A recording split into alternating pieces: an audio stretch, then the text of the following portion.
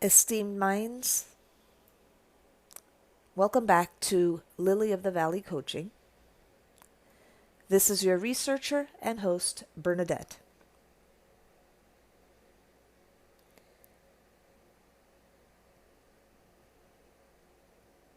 Today we're going to be talking about feminist power cycles, biological collapse, and the masculinity paradox.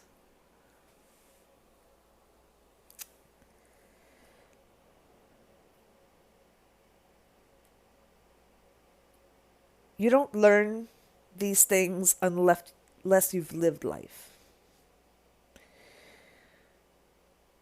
And you don't see them clearly unless you're willing to step outside your own scope of vision, like a painter who takes a few steps back, not to abandon the section he's working on, but to see the whole canvas. That's what I've done.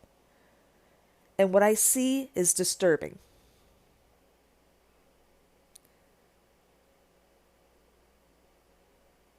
This is not a theory.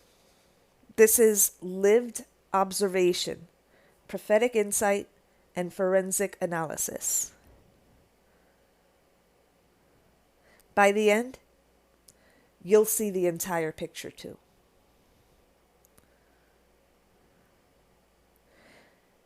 I had a disturbing vision today.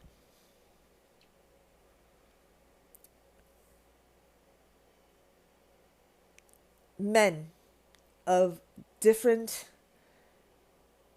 shapes, sizes, age groups, anywhere from 18 to 77.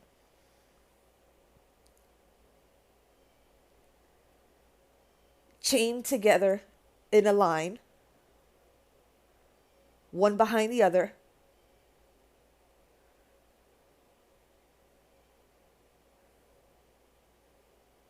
being harnessed like cattle, being herded like cattle.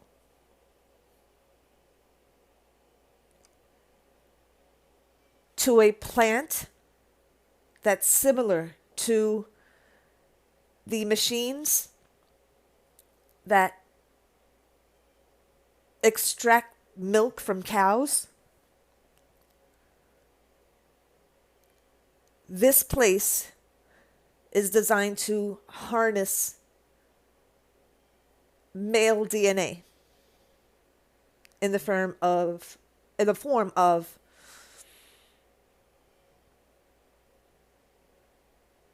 sperm. Basically being cattle for what they can provide. What I see in my vision is very sad, helpless, drained faces because these men are shipped off to different places for as long as they can provide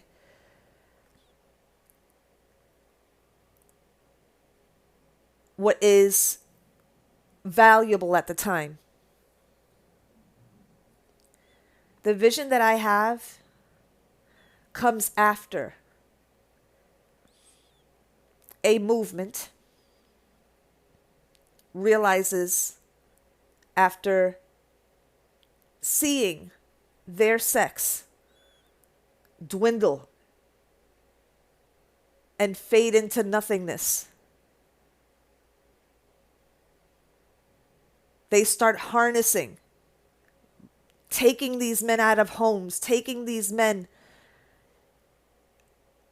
out of their workspaces, just taking them through a matriarchal regime that basically reduces them to their anatomy and what they can biologically provide. And this comes after a nation, a world buys into.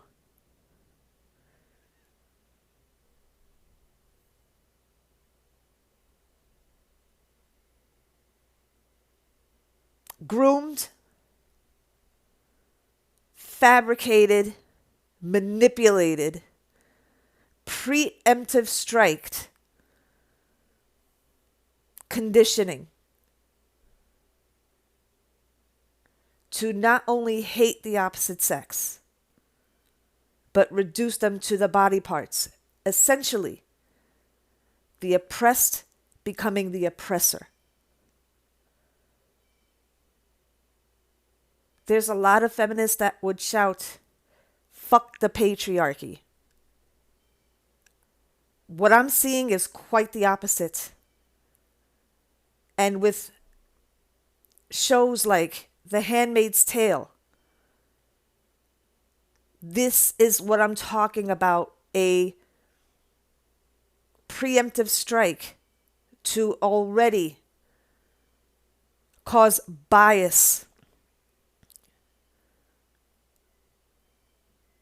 and mask it as social consciousness. The vision I saw is horrible. You don't see that on a Netflix special. Think about the associations.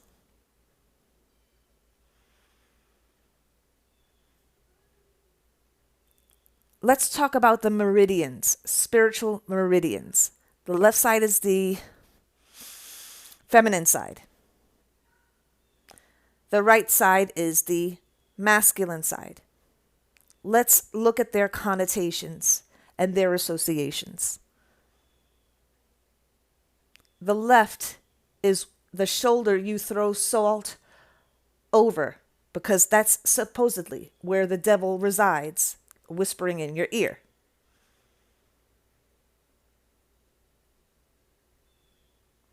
So is it safe to say, using this association,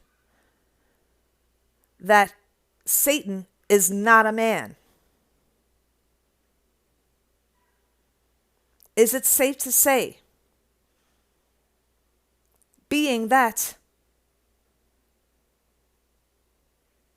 Lucifer was the most quote unquote beautiful angel, we usually don't associate beautiful with a man. Beauty is usually associated with a woman. Handsomeness is associated with a man. So if Satan was the most beautiful angel, and if you're going to put all of this in context, then one can safely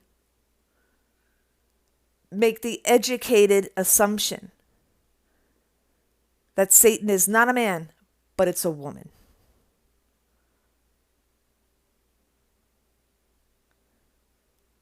And to associate anything male associated with the right and calling it the far right, conservatism, Christian values. How is this preemptively struck to condition you, to make you apathetic and neurologically desensitized to the hatred of men? How is this done? Through feminism. Number one, especially the militant forms of feminism. Because there are those that would argue, you have a podcast, you have your voice able to be expressed here. But there are the militant forms of feminism that I'm talking about, that are very shrouded in a hatred, a misandry of men and all things male, including Jesus, God. A lot of the ones that are being the springboard for this grooming process that takes a while are usually ones that came from the Christian faith. And when that feminism spirit hits, it whispers in the ear. And the very basis of how this group, the deconstructionists, are grooming you, while in the same breath saying that we're not trying to change anybody's mind, if you weren't, you wouldn't be placed in strategic places. And you wouldn't make your mantra, men suck, men bad, women always good no matter what, women no take accountability.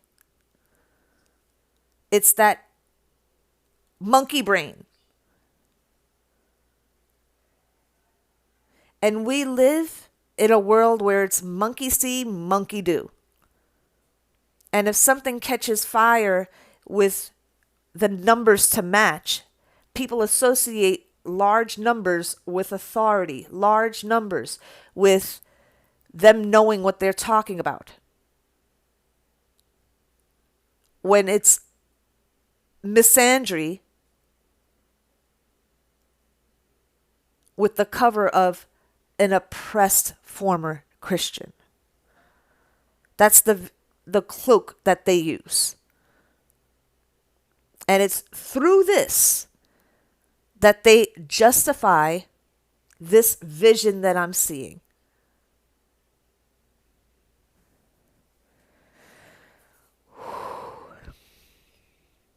And this is not just young, virile men that I saw in this vision. This is upwards from 18 to anywhere to 77 to sometimes 80 years old, depending if they still can make babies. And in this vision, I saw constant testing to see if the DNA is still good. And the day that it's no longer good, they're tossed into this, oh my gosh. Much like if you've ever seen Resident Evil, there's this kind of ditch where repeated versions of the same character are tossed in there so that they can try again. In this vision, I see a similar ditch, but with different, dare I say it, different naked male bodies, just on top of each other, just spent, squeezed out for what they needed, and tossed. And this is why I say, when the oppressed becomes the oppressor. And I just heard a car honk. That's confirmation. We really got to be careful, guys, to stop buying into this feminist movement. We really have to. This is why there are different movements and why it's so important to have women spearhead a lot of these movements. And I just heard the car honk again. So what I'm saying is true. There's a real possibility that this can happen. A real possibility if we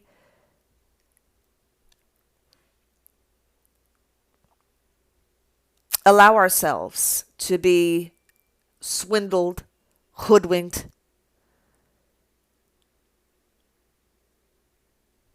all under the guise of social consciousness and equality. Is it really equal then if you're doing the same thing, or even worse, to the oppressor? And shows like The Handmaid's Tale are complicit in that grooming, and subsequently any blood that might be on their hands.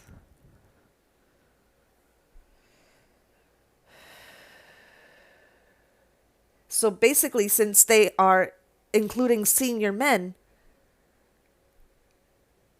they're operating under efficiency without mercy.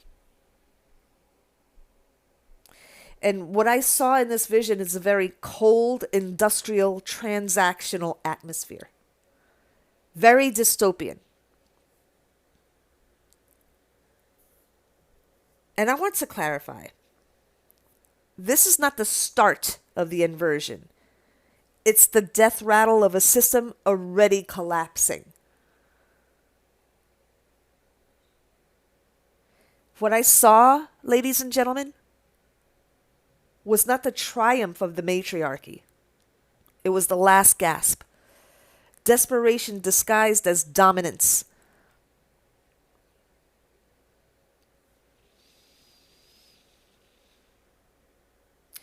So this operates in phases. Phase 1 is the ascendancy through inversion. Make men, through all visual and auditory mediums, the enemy, while the real enemy, and I'm not talking about all women because we need women and men. I'm talking about the women that subscribe vehemently to this misandrist culture.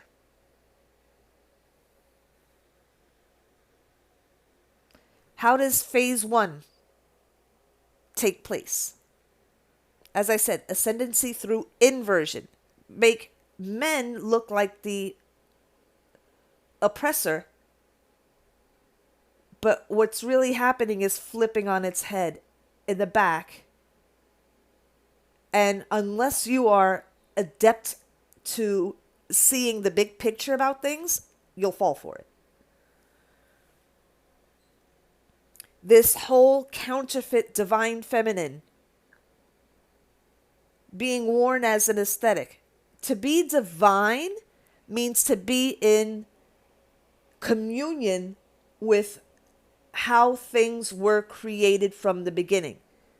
In the beginning, he made them male and female, okay? Not just male, not just female. And this theme has been repeated many times throughout the Bible.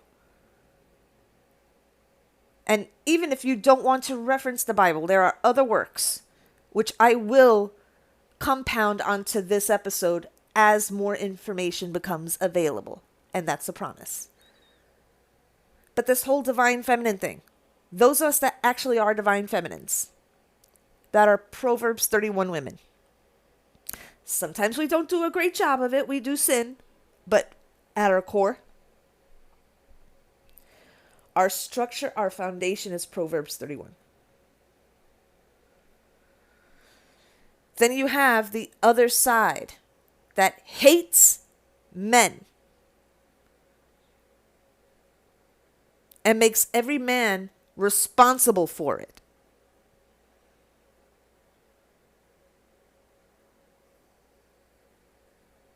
They gain dominance by flipping hierarchy, not healing it. They call themselves divine feminine. But every part of their aesthetic that draws you in, if they truly wanted to be considered divine feminine, they would not lean so heavily on the Lilithian, Jezebelian, Athalian, Delilin aspects of their femininity. Not once do you see anything light about these people. Everything is about the dark aesthetic. Everything is witchy and laced in everything dark.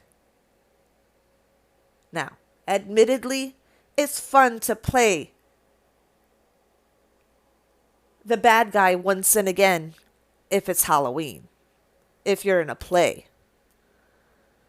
But these people live it. It's how they live every day of their life. This is what they consider feminine. They'll look at somebody making a channel, baking cookies, taking care of their kids, being sweet to their husband, and then they see that as evil. Do you see how the enemy flips everything on its head?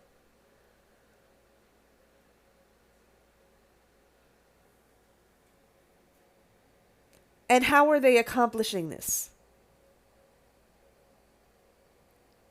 To them, the male presence is diminished in leadership, reproduction, and public life. Again, the oppressed, quote unquote, becoming the oppressor or oppressors.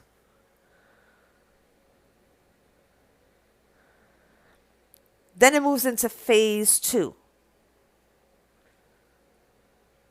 We are in the precipice of between phase 1 and phase 2. We're right in the middle.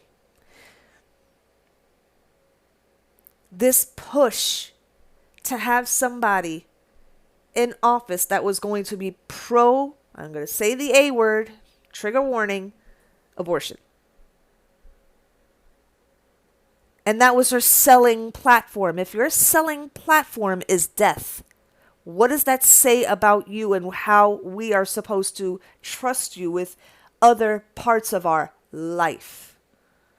If you're so willing to advocate for the ability to kill.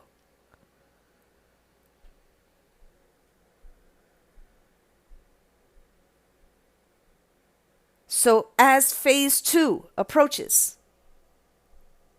and this is why it's so important that people like me, people that are not buying into the snake oil that's being sent, or I would say sold to us. There are some of us that still rise up and speak against what seems to be dominating social media spaces, political spaces, all kinds of spaces. As that phase 2 comes to be, it's a decline of the power base where birth rates drop, social cohesion fractures, and biological and relational breakdown accelerates. Then comes phase 3. Oh, it gets worse and worse and worse. The desperation pivot.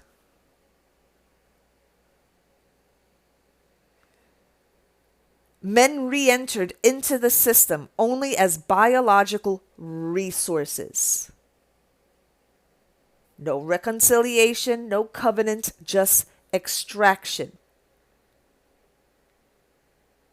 Be careful what you buy into. Because a lot of what you see on TV, on social media is smoke and mirrors, and what really is going on, you're buying into without even realizing it.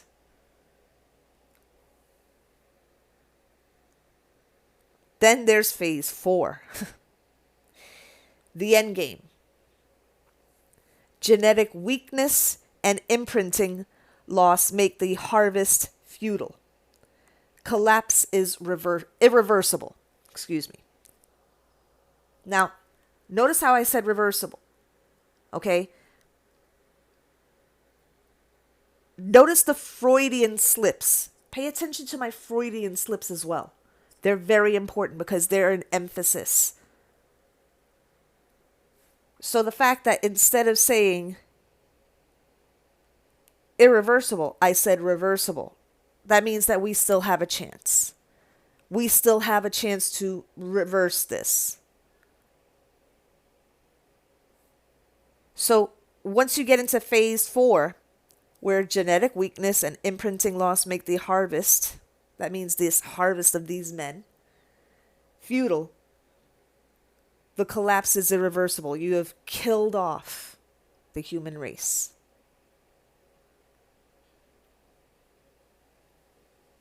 Please be careful what you buy into. You'll be challenged on this on social media. Personally, I have received comments like, oh, you're a discredit to your own sex. Oh, I've received all kinds of comments, but it's to the point where when somebody's not willing to listen to your side, because they think that they know this from every angle. They've studied this from every angle. I realize that there are men that can fit into this category of being toxic, being misogynist. I experienced it in my last job. But do you think that I'm going to paint every man with the same brush? No. Discernment is key on a case-by-case basis. And when the ones in power, or the ones that want to be in power, were once victims, it's more dangerous.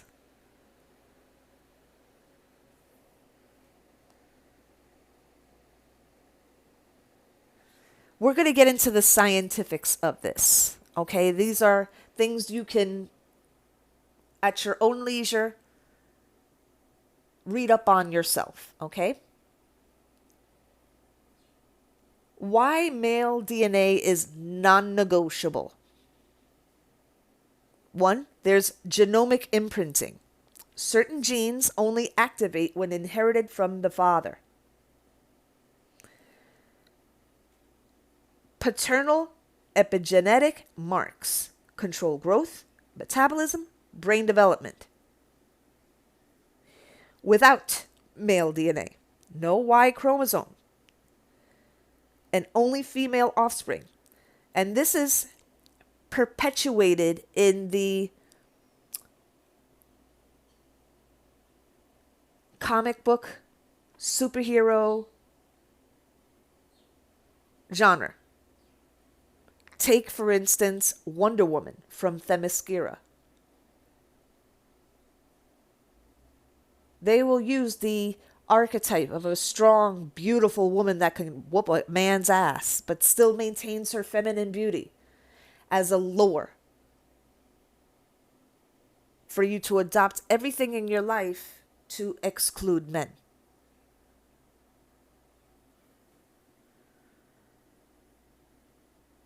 So, in a lot of ways, art imitates life, or art programs life. That's why they call it a TV program.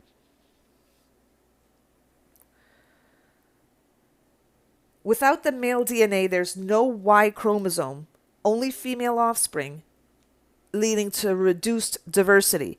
You listening to this podcast right now is a product of male and female getting together.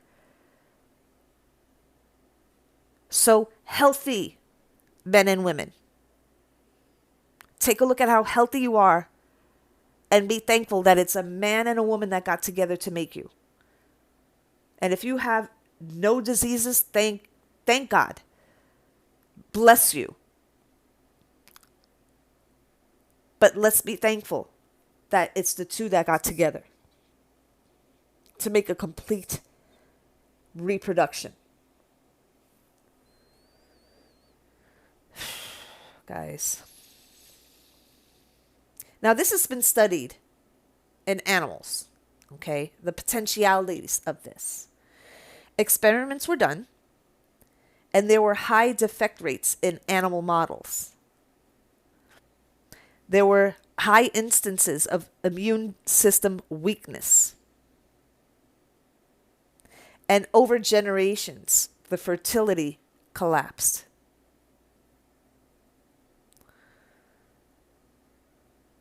So, what are the documented disorders from missing or faulty paternal contribution? No masculine DNA. 1 is Prader-Willi syndrome. That's spelled Prader hyphen Willi, Prader-Willi syndrome, which is loss of paternal genes on chromosome 15, which leads to obesity and intellectual disability. Then you have Beckwith-Wiedemann syndrome, which is abnormal imprinting on chromosome 11, which leads to overgrowth and cancer risk. Then you have Silver-Russell syndrome, loss of paternal growth gene activity, which results in severe growth restriction.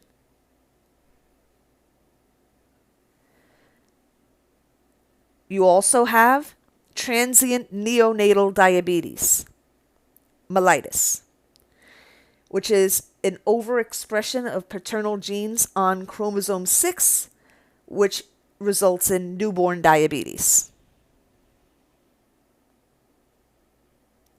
Please stop messing with biology. Not all science is good science, and I've said that from day one. Instead of growing an ear on a mouse's back, you know what, guys? I'm going to save that for a future episode. So I'm going to give my listeners some references to chew on, all right? Nature Education, Imprinting and Genetic Disease. Clinical Epigenetics, Imprinting Disorders Overview. So you can look at these two resources to further do your own research.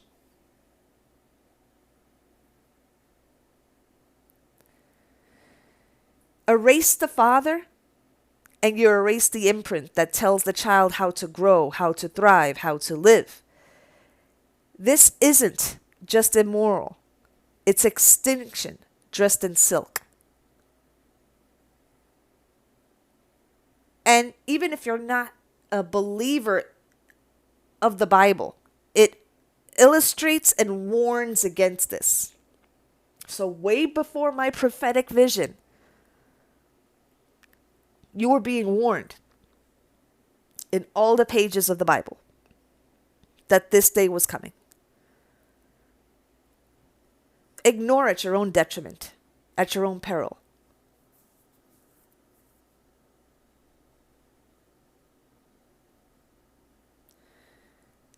What is the grooming pipeline? Where is this all stemming from? What is the most popular movement right now that is steeped in feminism? The deconstructionist movement. Who is, I should say are, because it's not just one person. It's predominantly women who once identified as Christians. What is the catalyst? Hurt or offense tied to male authority. So bad representatives that are misrepresenting something so pure as God, they want to flip the script, and since there's not enough accountability that they can bring on the person that was supposed to be representing God, they want to make everybody as miserable as they are. Because if they were really happy with what they feel, they would just live. They would just live.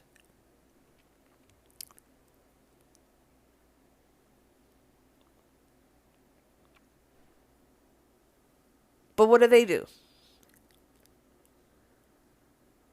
They reframe God as oppressive, as an oppressive male presence.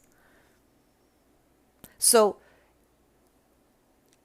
in contrast, those that worship the universe and thank the universe for all of their blessings, the creation instead of the creator,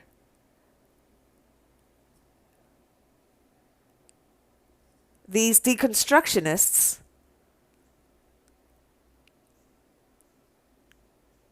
try to blame the creator instead of the creation. So this is a kind of a flip the script sort of thing. So what are the steps that they take? First thing that they do, project their personal narrative as absolute truth. Okay. And as many people as they get on board with this, The theme of rebranding, if you listen to my last episode, I talked about rebranding. This is in the context of deconstruction as well. Because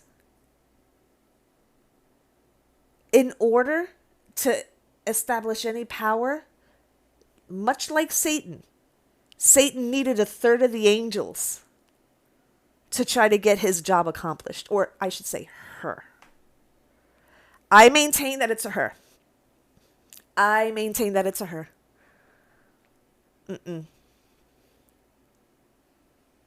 I don't believe that Satan was ever a guy. Ever. Now, there are some that would say, of course, you would say that, Bernadette, because, you don't respect women. You don't honor women. Let me tell you something. I'm a woman myself. I have many women in my family. But I know how to differentiate blind loyalty just because we share a similar body part to really doing the work. And even if I am on a gender, sex-based basis, similar to those that I am talking against, doesn't mean that I'm against them. As a matter of fact, I want them to do better because I love them so much. But until you grow, you will not see that.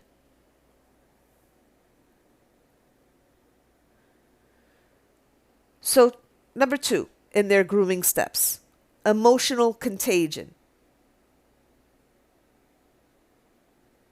Number 3, ideological reparenting.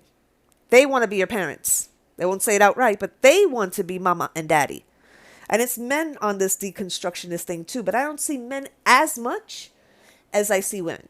I've seen much more women deconstructionists than men deconstructionists. And that ties into them walking away because it's a male god. And that's what's fueling their misandry. But yet these are the same ones that will say that a man could be a woman could be a man. So if you have a real problem with males being in a dominant space, then why are you okay with a man in a dress being in a woman's protected space where they can switch off their performance, and if it's just them and another woman in that bathroom, something can happen, God forbid. Everybody these days is performative.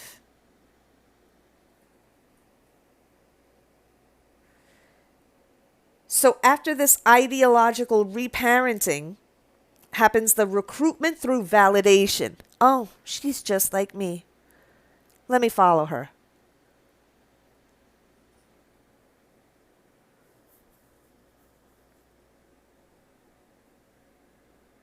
And there's a parallel here, as I had mentioned moments ago, that mirrors very closely Satan's rebellion.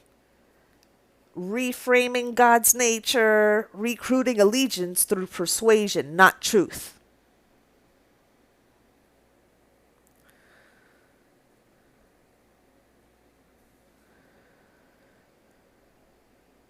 Then comes the masculinity paradox, okay?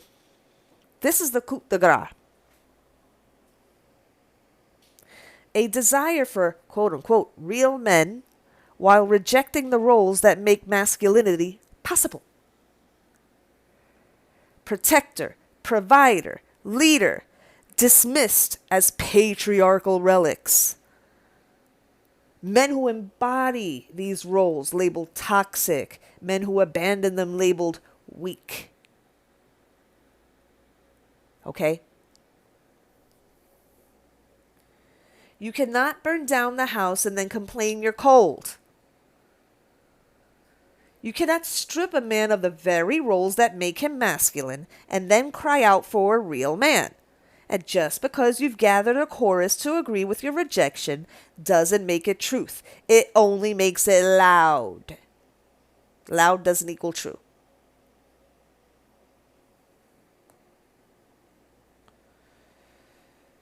Well then, the rabbit has the gun.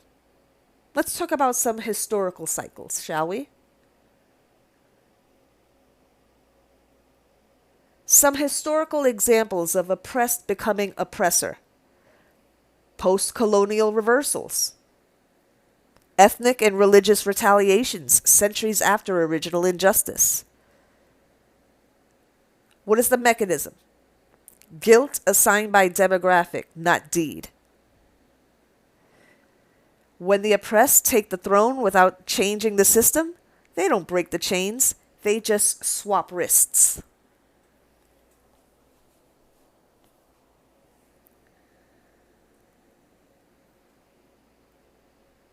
Let's talk about cultural pre-representation.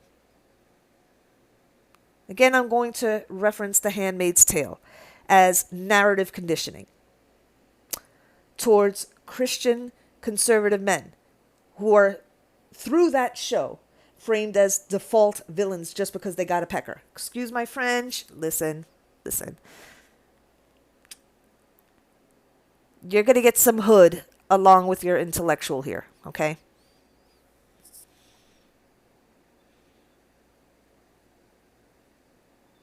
The audience then is primed to distrust them before real world events.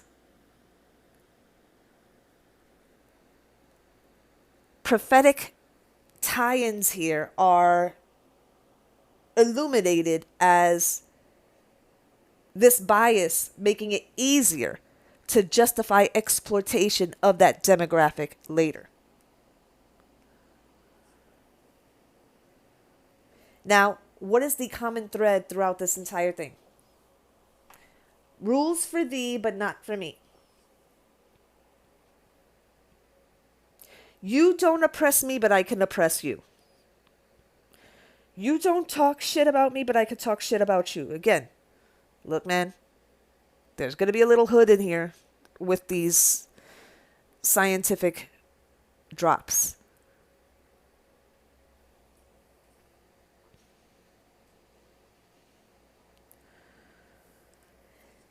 You guys have a responsibility, and this is your homework. And this is going to be homework that you're going to be doing for a while, not just the end of this broadcast. Make it your mission. And I must reiterate, this is not about hating women or defending men blindly. It's about rejecting any system that dehumanizes, no matter if it's men or women. There's a call here to vigilance. Recognize grooming, guys. Defend the necessity of both male and female in God's design. Your listening here today is proof of God's design. And please, we have enough things that we inherited from our family lines. We don't need to inherit this too. Refuse to inherit vengeance as if it were justice. Liberation without sanctification is just a costume change for oppression.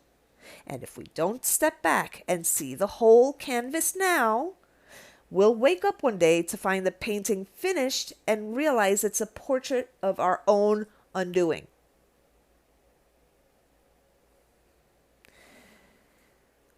Thank you for staying for the entire episode. I can get pretty passionate about these things, and I just want to make sure that we're going down the right path here. We still can change things. Remember my Freudian slip. It is reversible. All of this is reversible. Much respect. Revered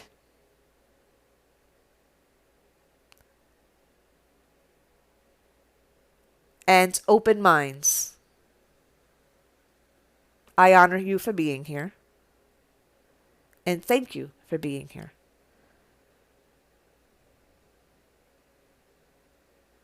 This has been a dissertation and research paper from yours truly, your researcher, detective, and coach.